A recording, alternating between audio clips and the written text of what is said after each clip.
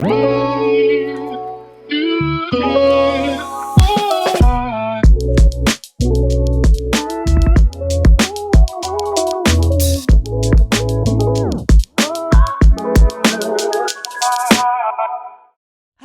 and welcome to Real Menopause Talk. My guest today is Elizabeth Joseph.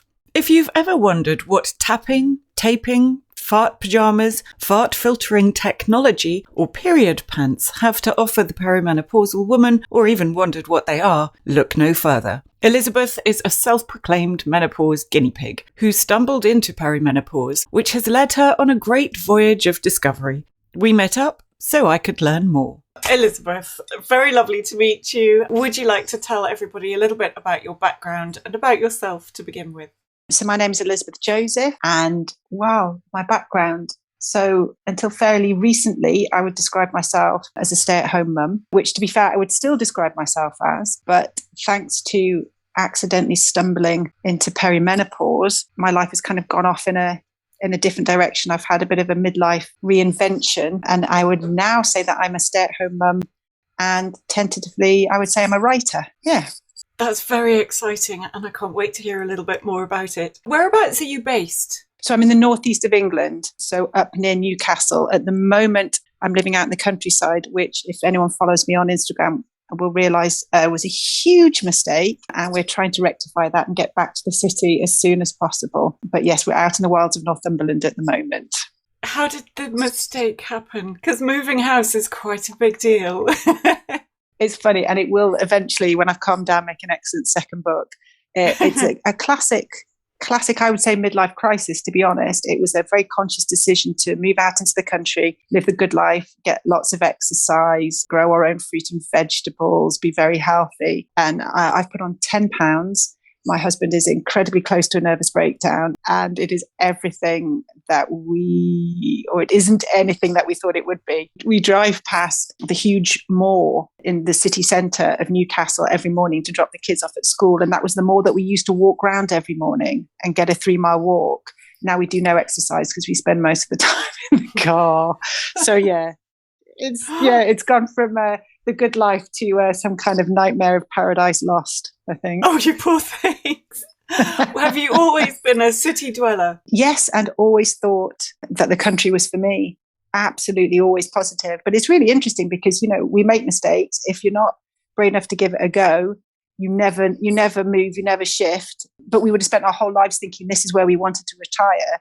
So thank goodness we didn't do it in our 70s, and sink our life savings into it. So yes, it's been an adventure. Let's put it that way.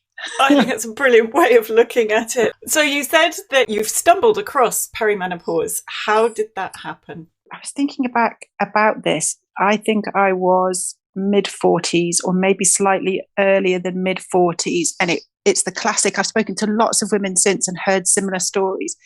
Life was basically giving me what I like to refer to as a good ball thwacking.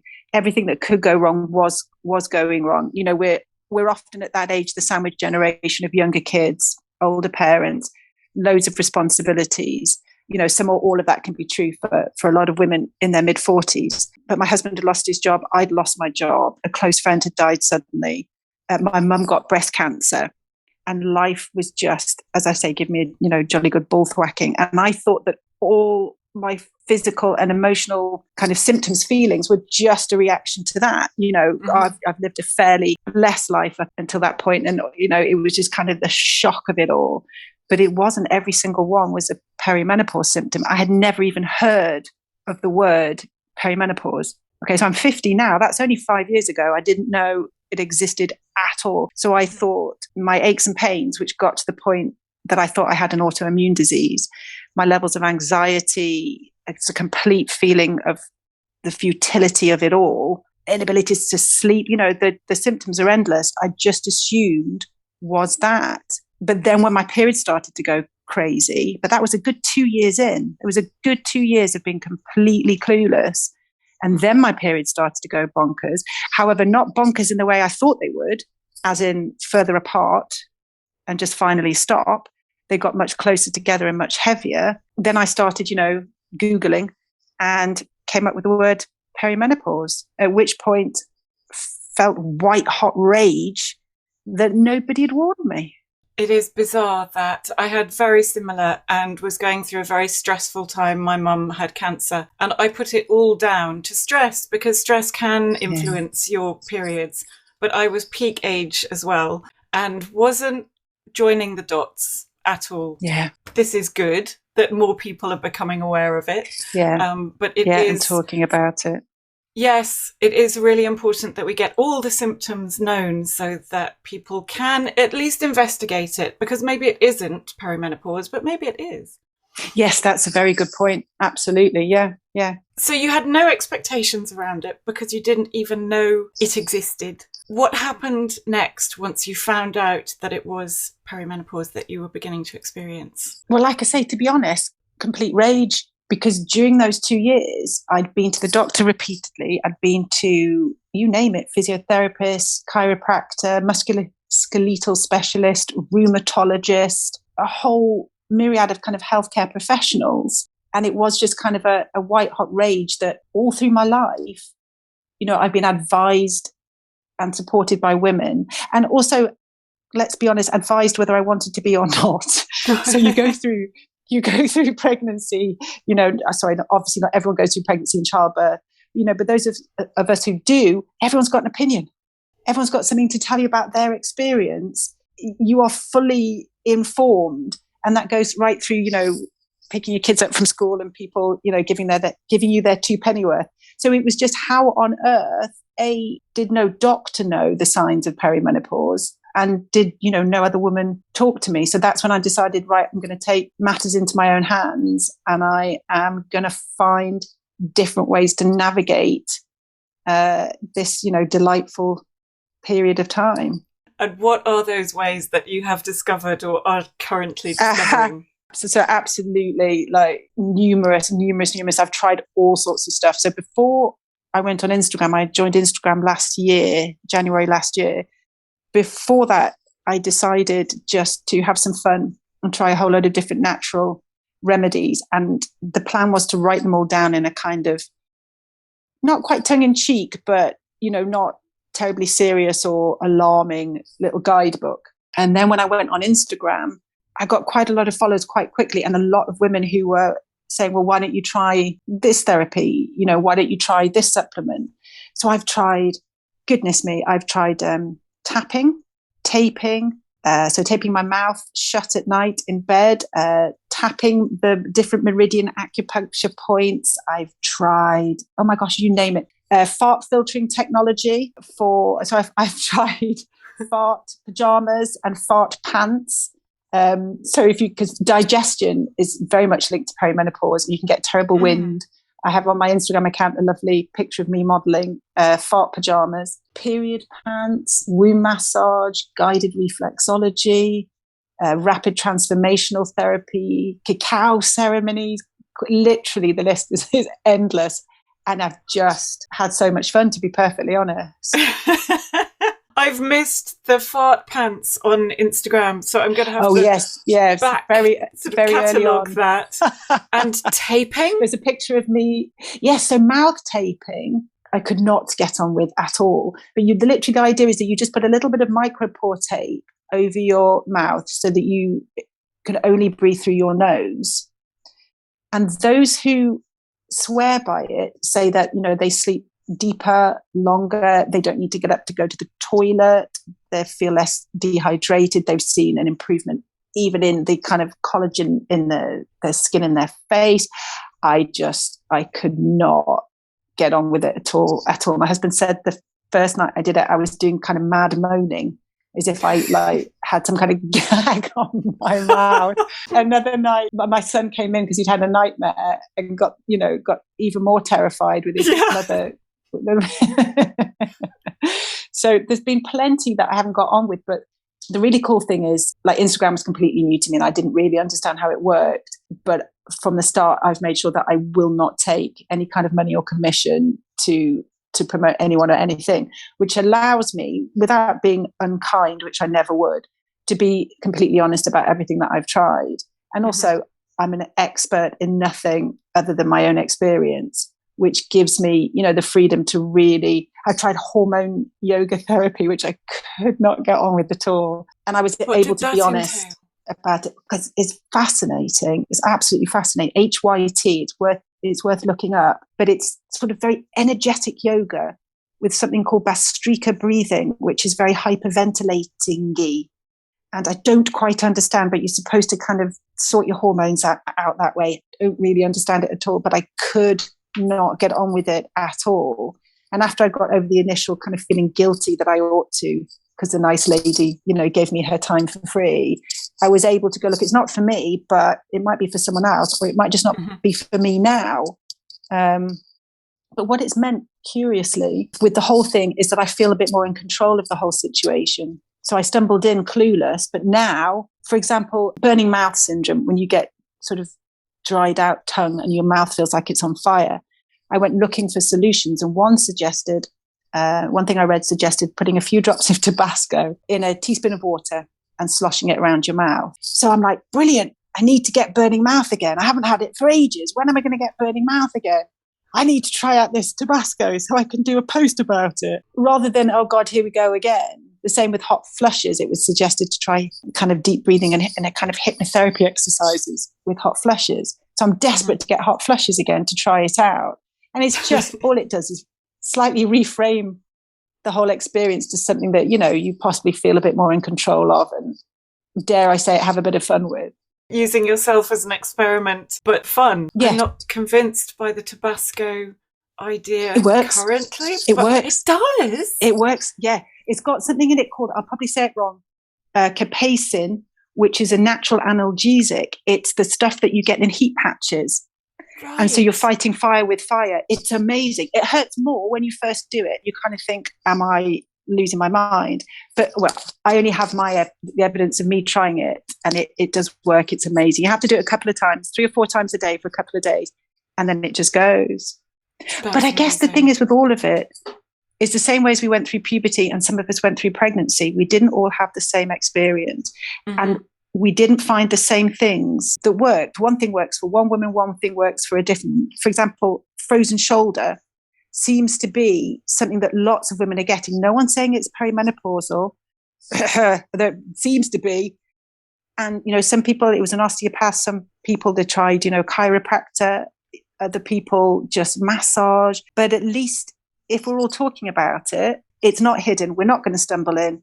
And there might be something that works for you. And also HRT. I've not for a second am I going, you must try a natural path. All I want is from the noise that I'm making about it, and by being a menopause guinea pig, that it just makes it easier for people to talk about it. That, is my only goal, really, or my ultimate goal. Well, I think that's terrific. And with perimenopause changing so much as well over the years, it's great to just have all these tools available. What made you decide to take to Instagram? My kids told me to. So I'd written this guidebook, rather amusingly using my middle name. So I had a pen name. Wasn't using my own name because my big thing was, who cares about my menopause story?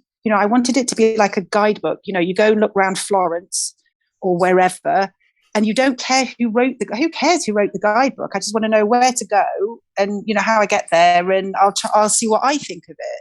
And that's the way I wanted it to be. So I thought, well, before I start sending it out to literary agents and publishers, I'll get the kids to get on Instagram, and that's how you build an audience. So that's what I did.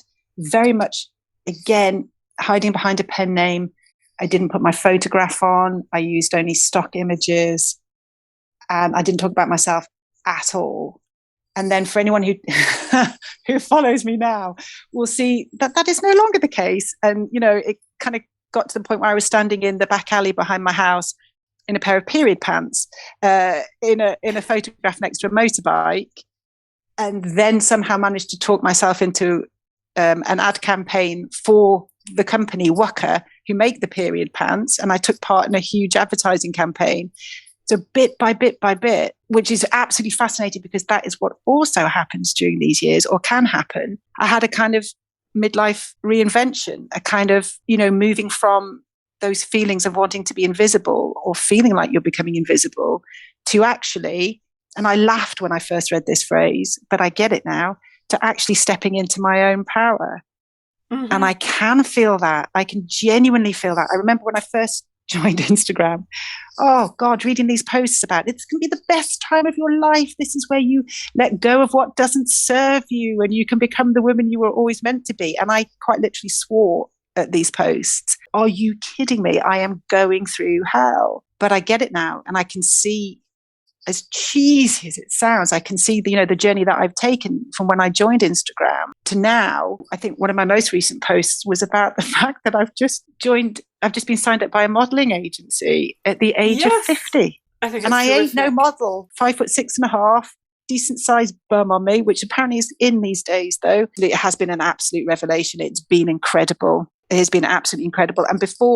And the book has changed completely. The book has become, again, that awful word, about my journey. So it's got all the stuff that the guidebook had in it, but it's become kind of a personal story as well. Yeah, and I've kind of completely stepped out of the shadows. I didn't know I could write. I didn't know I would love to write. I didn't know. I now have a column in a local magazine. I'm writing articles about women changing their career in midlife as well. It's just, I can't tell you, it's been absolutely brilliant just to realize there's something out there that makes me feel this kind of serene. I love writing. Yeah. So I just need a publisher to publish my book, and then we'll come full circle. I have no doubt you'll get one. I'm so excited for you. What made you cross the threshold from stock footage to presenting yourself?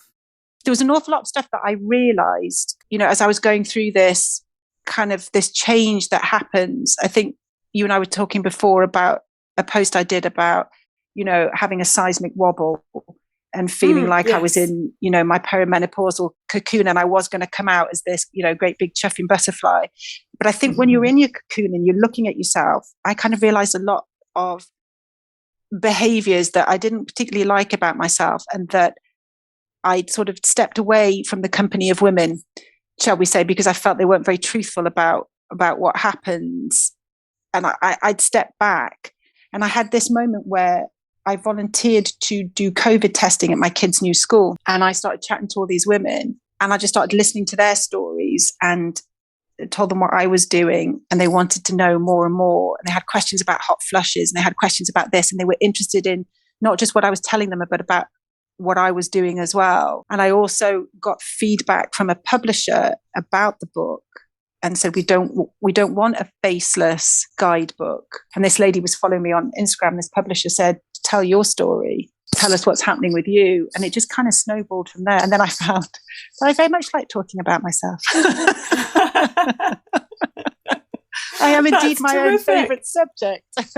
Everything that you say clearly resonates with thousands and thousands of women. And the fact that you are willing to be vulnerable is very brave in itself. And it means we can all relate to you, because lots of us are still in our cocoons, having daily horrific wobbles and not knowing how to handle it. So to see somebody who is experiencing the same but out there, you just want to say thank you. And sometimes it's hilarious, which is always welcome. And sometimes it's informative, which is also welcome. I think the thing is that, so one, joining Instagram, I kind of didn't really know the rules, that maybe a lot of it with social media isn't always honest, shall we say. I had a lady who DM'd me who said, I love the fact that you've moved to the country and you hate it and you're being honest. She said most people would just pretend they were living their best lives type thing. And I think another reason that I withdrew from the company of women is that I don't know how to not tell the truth. I don't know how to pretend everything's okay. I've never been able to do that. And there was just that, because you're not completely putting yourself out there on Instagram, because there is still a barrier there. You can choose what you write, you can choose all of that, and maybe having the pen name as well just allowed me just to be that bit more honest. And then the feedback that I got, even daft stuff, like I did, I do those little canvas with just little comments or things my kids have said. And one was just about going into the bathroom one morning and trying to work out where the smell was coming from. And it took me 3 days to realize it was my own armpits. And one woman, and it's a God's honest truth, they're all true. I thought it was it the towels? Is it the flannels? And it was no me, first thing in the morning. But a woman DM'd me and said, thank you so much. You have no idea. I thought it was just me. And that's what I keep hearing over and over again. I thought it was just me. I thought it was just me. And it makes me teary. I thought I was losing my mind, and I thought it was just me. I didn't know what perimenopause was, and I'm bloody sure I don't want anyone else to ever be in that position again. So, if making a bit of a wally of myself and having a good time and showing off allows that to happen, then awesome. Talking about the things that maybe we don't all have that friend or those groups of friends. You want to know about the real stuff, about the fact that your pee smells different. What's that about? Yeah. Different hormones and armpits and periods and all the real parts of perimenopause that are not considered polite.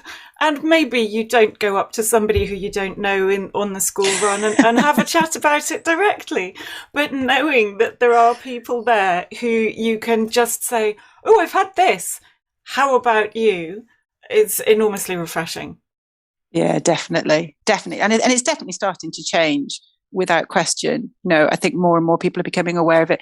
My husband had to go for blood tests the other day, and the nurse came in. She was a bit late. She went, I'm terribly sorry. I'm having perimenopause flushes. And how fantastic is that? I just think that's brilliant. And of course, because he hears about it all the time at home, he didn't get flustered or anything. He was really cool about it. And I just think it's epic that women are just talking out more. Oh, so it's more of an everyday thing. So how is your husband about your book, your exposure, everything that you're doing, and your kids? My husband's brilliant, absolutely brilliant. And he often knows more than me because he listens to Woman's Hour. So he's forever telling me stuff I didn't know and has to listen to me blether on about it ad nauseum. With the book, before I sent it off, he sat and read it out loud to me for 8 hours straight so I could listen for, did it sound okay? Were there any mistakes? For the kids now, it's the most normal thing. So I have a 12-year-old daughter and a 10-year-old son. And they both think it's the most normal thing to talk about. My daughter had a friend come over for a sleepover the other day, and I heard her say to her friend, how old's your mum? Right, she's probably perimenopausal. We should get her to follow my mum on Instagram. Oh, that's lovely. It's just perfectly normal. And my son will talk about the brain frog. He thinks brain fog is called the brain frog and things like that. So, yeah, it's lovely. It's really refreshing. And I think that's happening. People are talking to their sons and daughters about it. So the next generation are not, no one's hopefully going to be stumbling in again. So we are in the midst of changing the perception of perimenopause and menopause. What specifically would you change from here on in, or how would you go about it? My thing is, I think just kind of a very realistic wish that, so we're talking more about it in the media. To be fair, a lot of it is quite scaremongery, but we're talking about it. Celebrities are talking about it, experts are talking about it, but I would like to see more of us just chatting to each other at the school gates, at dinner parties, for it just to be a lot more of an acceptable thing to talk about, a lot less taboo. So without question, you will get those who exaggerate or worry or scaremonger. So I can't complain about how it is talked about. I just want it talked about. So when I was pregnant, everyone had an opinion on everything, and liked to touch my belly a lot because I was huge. And women would literally, and I promise you I'm not exaggerating, would follow me up the road. Complete strangers would follow me up the high street, sharing their traumatic birth stories. So I didn't particularly enjoy that, but I knew I was pregnant. I knew what was going to happen. It wasn't a surprise. So my thing is, I'm just happy if people start talking about it, even if it's in a way that you see some of these tabloid newspapers, Menopause. I saw that recently. Women talk about how to combat Menopause. And, one famous person says to another famous person, watch out, you've got hell coming with your men. It's quite scaremongery, but at least they're talking about it. And that's all for me. The pendulum will swing one way, it'll swing the other, and it'll settle in the middle. But as long as women are taking their lives. Women are leaving relationships and leaving jobs and falling apart because they think there's something wrong with them. I always make sure everything I do is really light to make it accessible, but there is a really dark side to this. And as long as we're talking about it, you won't have a woman, as I say, thinking she's got an autoimmune disease or dementia. Yeah. So that's it for me. Just as simple as that. Perfectly acceptable dinner party conversation. That's what I want. I love that idea. I'm going to start practicing that and see what happens. I might never be invited back again. Yeah, it doesn't always go down very well. And it doesn't. And I got quite paranoid about that because I completely messed up on arrangements for kids' parties. And I apologized on this WhatsApp saying, sorry, just perimenopause brain fog. Nothing, virtual tumbleweed, nothing. I felt very uncomfortable. So, what do you do in that position? You post about it on Instagram. And I got lots of really positive, listen, there will be the silent person who heard you and who you've helped. Just keep talking. But yeah, I think if you try it at dinner parties, you might get a bit of choking. A little bit of shutdown, yeah. As long as I'm not completely cancelled, it'll be okay.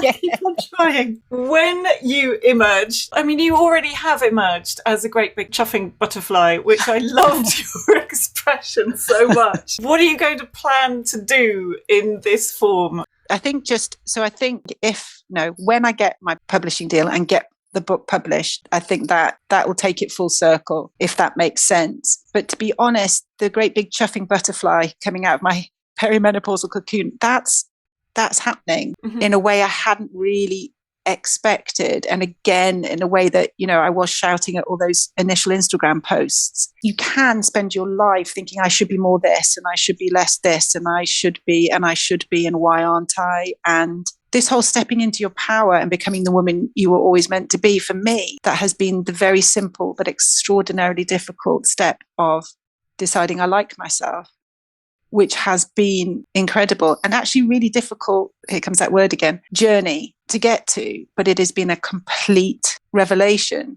And again, that's because I've been so lucky on Instagram to have all these different wonderful, coaches saying, come and have a chat with me for an hour and, try my rapid transformational therapy. And have you heard about this? And I've been taught words such as limiting beliefs, which I'd never heard of before.